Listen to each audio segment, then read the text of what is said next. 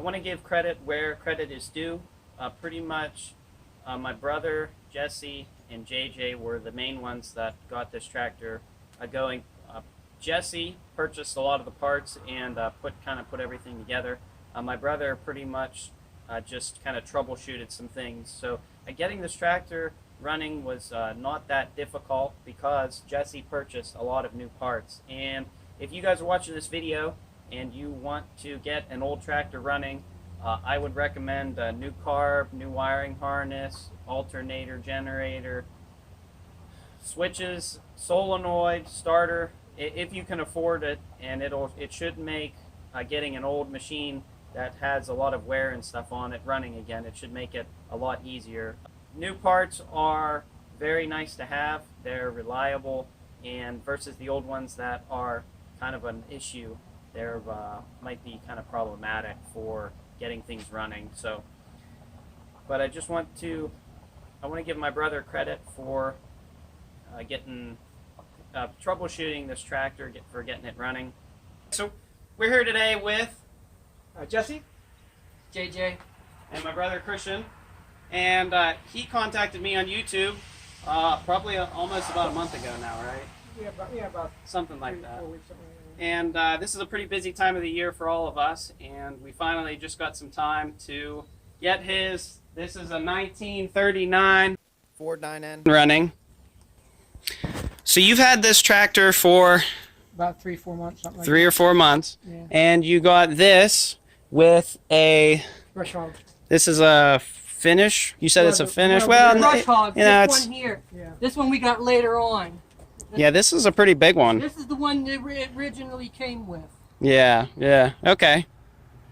So you got those two. Yeah, you got stuff to mow with. So, getting back to the tractor here, this is a pretty early 9N. I'll give you guys a close-up of the serial here. So this is a 9N 17859 or no, that's an 81. So 9N1785981. So we'll be able to look this tractor up and see exactly what year it was made. The serial number on this is 78598. So for whatever reason, Ford put some, they look like ones. I think they were just vertical bars or something that designated where the serial number started and stopped. So that would put this tractor at a 1941. So it's 2 years shy of being 80 years old, so that'd be 78. But you've put some new wiring on it. This looks like a pretty new starter. And turn the steering wheel here. Look how tight this is. That is Crazy how tight that is unheard of on a tractor. So this tractor, in case anyone doesn't know, this tractor is a World War II tractor. So this is a WW2 tractor, and which means if this is a 39, which like we think it is, that means that this tractor this year is 80 years old, which is very, very cool. All of the clutch doesn't even have that much wiggle in it, and the brakes are they're pretty tight. You want to press that one down too? This one is the one that has more wear on it because this is the clutch, this is the left brake, and this one over here is the right brake. A neat thing that I think is cool about this tractor is it actually has a grease zerk for the steering wheel, so your steering on the shaft and the bushing and stuff shouldn't ever wear out because you can grease it, which is it's a very cool thing that you don't see. Our 8N doesn't even have that, so it's interesting that the 9N does. So it is currently not running. The radiator fluid here looks good. It looks all nice and green, and if I can get this thing off. Yep, looks all nice and green, so that's good. And it looks like this has been smushed a little. But really, this tractor is in pretty nice shape for being nearly, like I said, 80 years old. It's had a repair to the radiator, and we have two different size tires on this. On the back. The back tire here is bigger than this one, and this tire over here is bigger than this one. They might have done that purposely Oh. for plowing. That's I didn't know the front ones were that they would go in the furrows with this. That would be my guess. Different size too. Yeah, yep. And this I didn't one, know that. yeah, you're probably going to want to get a new tire. This is from them. Previous owner has had a flat tire with this, and they tried to limp the tractor home. That's probably my guess. That's what's done that. But the engine oil looks good, and I'm trying to think what else is different. They even have a nice tow ball on the front here for moving trailers. He's gotten a new carburetor. This is 12 volt. a fairly new alternator, and you also have a pretty new battery in there. And it's also been converted to 12 volts. You also put a new ignition down in here. That's all brand new. My brother over here just got done flaring he put a copper gas line on this. The oil needs changed in the filter here. And this 3-point lever, this is weird. This is like spring loaded. So I don't know what's up with that. I mean, it moves and everything. So here's the dipstick for the gear oil, which doesn't look that bad. Doesn't appear to be any moisture or anything in it, but this tire is pretty good, just needs a little bit of air. They are not calcium filled.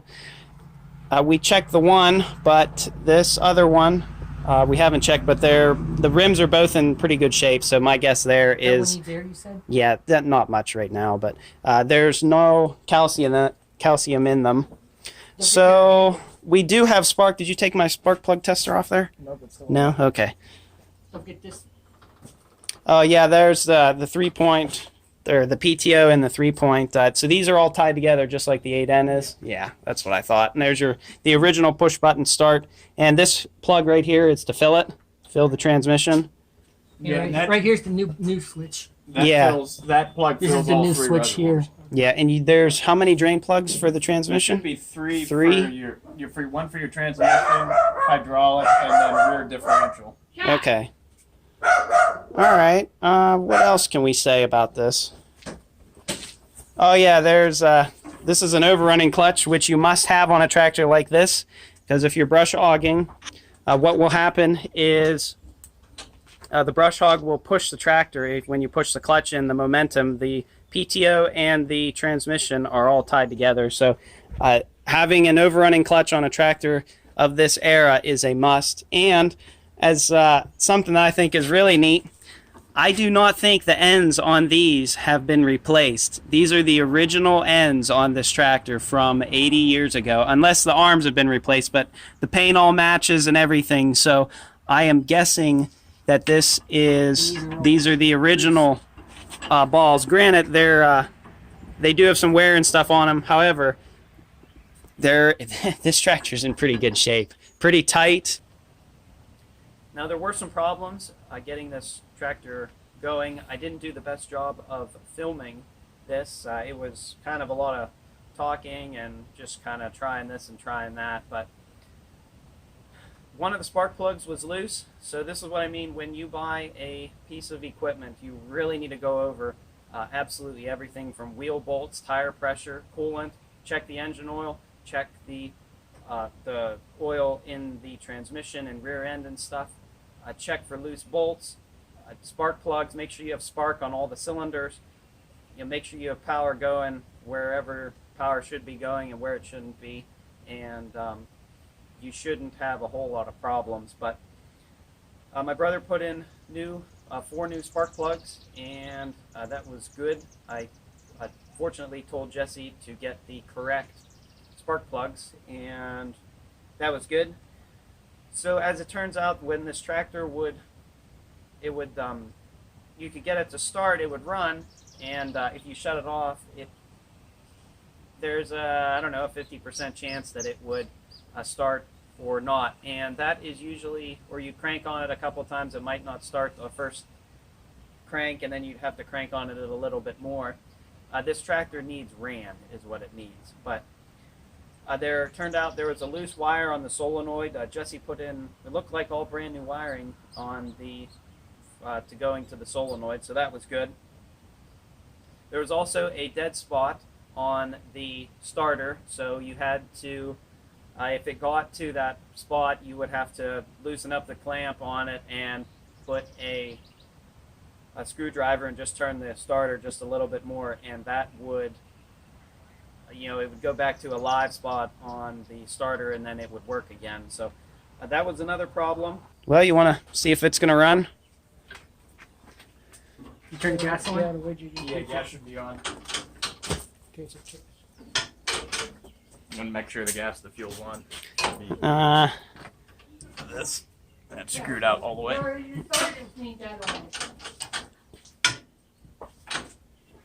Give her some throttle. Just gotta keep an eye on it, the fuel don't leak. Oh my goodness gracious! Give her some throttle. Look at that! You got her in neutral. Oh my goodness!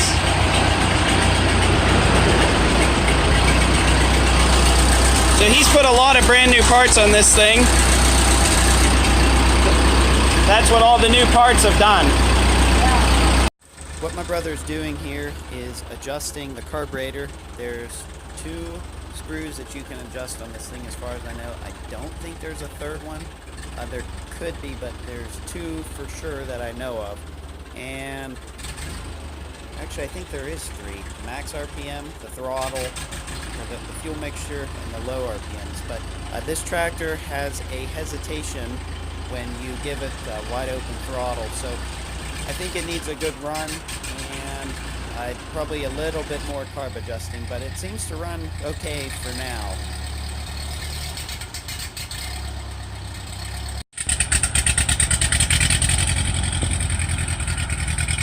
The clutch is stuck.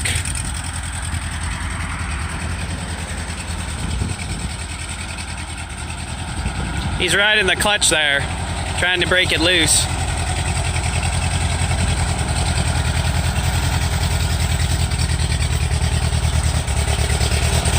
But it runs nice. You can just get that clutch fixed. We hooked a tree up to it with the clutch in, trying to break the clutch loose, and that didn't work. But it runs. If you guys have any other ideas on how to get this clutch unstuck, I know Jesse watches my videos. He said it right to me whenever we were there, so I know he's watching this one. So he'll be reading the comments down below, and I'd like to hear what you guys think on trying to get this clutch unstuck. We tied it to a tree. You drive it up and down hills. I don't know what else to do. We backed the linkage the whole way, pulling as tight as it can the clutch off, to disengage it. And I think this tractor is, it has sat for, I think Jesse said about a year or less, and that's really not that bad. R8N had sat for 15 years, as far as I know, without being ran, and the clutch wasn't stuck on ours. But see, this tractor is very tight, so that could be a reason why the clutch is stuck on this tractor. But my thinking is to go up and down hills with it, with the clutch in.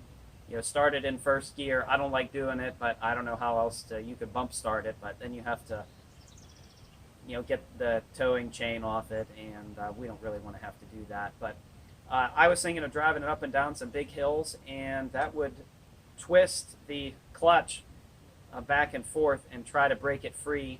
And I don't know what else to do other than maybe hook a big 3-point plow to it and just plow into the dirt and run it like, with your foot in on the clutch to get this thing to break loose, because you can't have that. You cannot have the clutch being stuck in a tractor like this. So put your ideas and comments and stuff down below in the comment section, and let me know what you guys would do if the clutch was stuck on your tractor.